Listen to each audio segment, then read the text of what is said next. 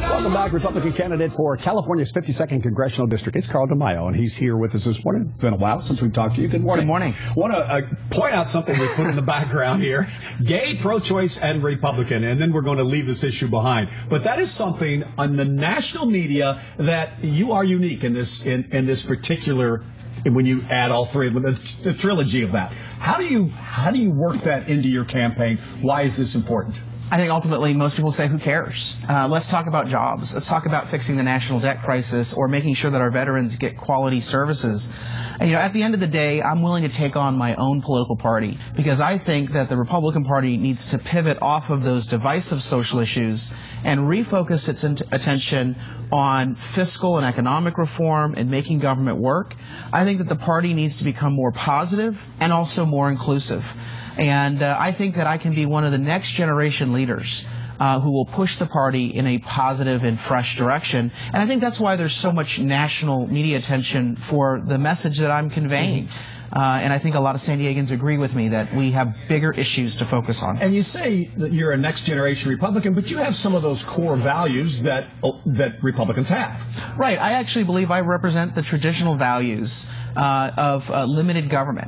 The Republican Party always talks about lower taxes and less regulation. And so what they're saying is that they trust the individual to spend their money better than government. They trust the free market to solve problems better than government. Why not trust individuals with personal freedoms as well? Let us live our lives. Who cares what happens in the privacy of our bedrooms? And so I think that we need to shift our focus back onto fiscal and economic reform.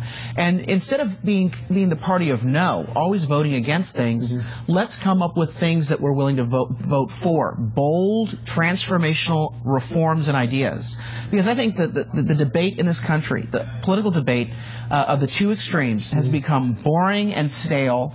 It's not moving us forward, and I think that we need to have fresh leadership and fresh ideas in Washington. All right, but before we leave the topic, I was at Pride Weekend a couple weekends ago at the parade, and there were a bunch of men in that crowd that said, I will not vote for Carl DeMaio because he is Republican. How do you combat that with the gay community? There are people on the far right who are upset because I stand for personal freedom. There are people on the far left who want to politicize things and are against me because I'm a Republican. I choose to stay in the Republican Party because I believe that I can be a change agent to move the party in a positive and more inclusive direction.